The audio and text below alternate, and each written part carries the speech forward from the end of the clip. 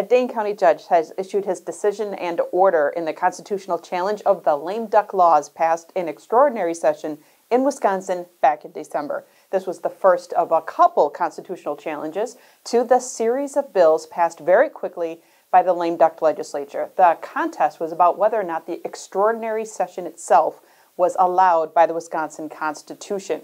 It's important because these bills were passed by the legislature and they were signed into law by then Governor Walker, but they severely restricted the authority and the power of the incoming governor, Tony Evers.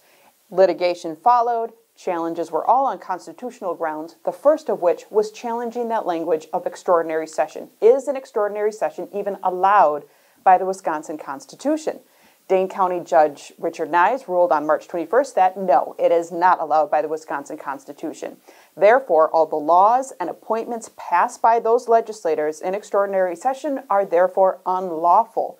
Why? And again, it just points to that procedural posture of this case, which is different than other challenges. It's not a separation of powers decision like other challenges still in the courts. This was just on the procedure that was followed. Can the legislature call a session and vote on bills? Or is that just a power that's restricted to the governor? The Wisconsin Constitution says it's limited to the governor to call a session. In this case, it was the legislature, and Judge Nye says that's not allowed. What he did was issue an injunction which stops the effect of all of the laws, and he also ordered that the appointments, there were 82 appointments that were also passed by the legislature, he ordered that those be vacated.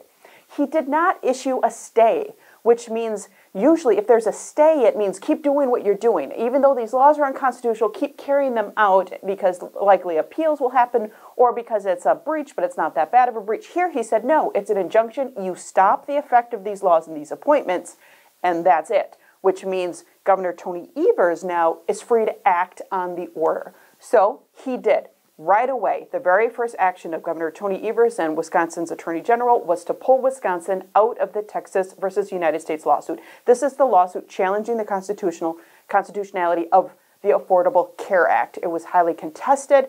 Wisconsin was very adamant in joining this lawsuit back under the past administration.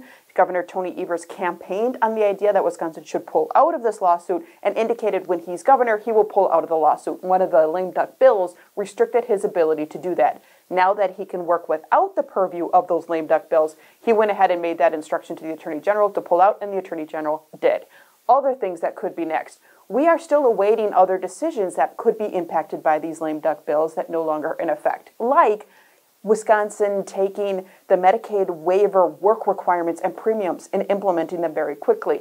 One of the lame duck bills really restricted what the governor and the other agencies were able to do around Medicaid waivers, around food share waivers. With those restrictions lifted, this new administration might be able to carry out some of its wishes, which was to not implement work requirements in Medicaid, not implement drug screening in food share, things like that. We don't have a decision yet out of the administration of what steps they will take around things like that.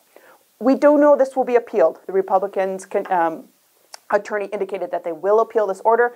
They may request that the appellate court issue a stay of Judge Nyes' ruling anyway, so they could put a future hold on any steps being taken. But for right now, the injunction is in effect, and Governor Evers is acting on that.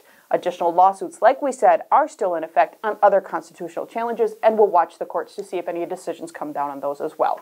Governor Tony Evers issued a statement in response to the decision from the judge, saying today's ruling is a victory for the people of Wisconsin for preserving the Wisconsin Constitution, and he looks forward to putting this disappointing chapter behind us. If you want to read the judge's decision, we have a link to it in the description below. We also share some of the documents filed by Wisconsin's Attorney General to his motion to pull out of that Texas versus United States lawsuit, and some supplemental attachments that he had there as well. If you have a question or want to follow us on this, we'll bring you more as we learn more about what steps this administration might take to continue to follow the judge's order. We will bring it to you, and you can find that at healthwatchwisconsin.org.